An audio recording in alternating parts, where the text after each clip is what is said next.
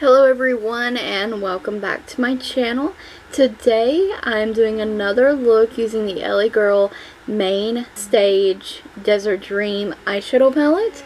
This one is kind of similar to the other one, but in this one I'm adding purple and the black to the mix. I do love how this came out. I'm loving all the colorful looks. This is totally my color story, and I'm using Profusion Pastel today with this palette. They pair so good together. That pastel palette makes a really good companion palette. Profusion eyeshadow primer and hard candy chilling wonder powder to catch any fallout I might have, and of course the LA Girl Mainstage eyeshadow palette. I'm picking up that matte purple in the palette. I'm picking that up on a fluffy crease brush, and I'm going to tap off the excess, and then I'm going to pat this in the crease. I'm patting this against my orbital bone.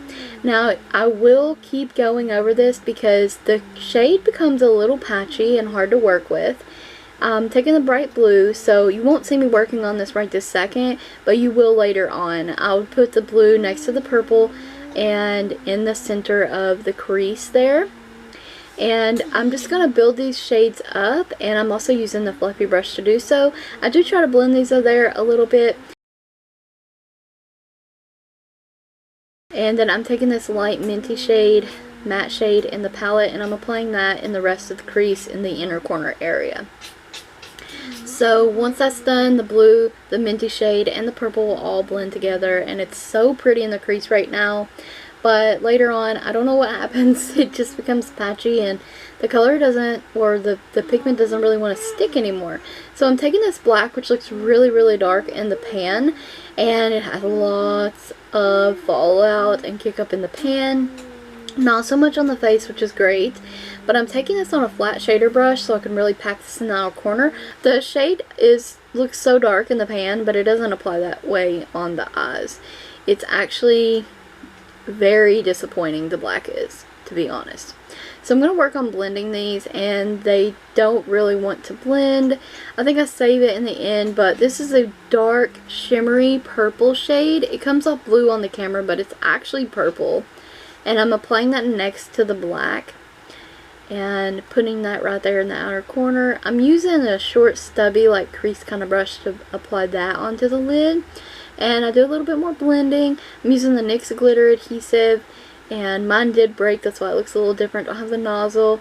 I'm just applying that to the lid with my finger, and I'm taking that very lime green shimmery shade in the palette, which is, for me, this is my favorite shade in the palette, and I cannot quit picking up this palette or this shade. It's absolutely stunning. So I'm pressing that onto the lid into the glitter adhesive base, and I'm using the flat shader to do so.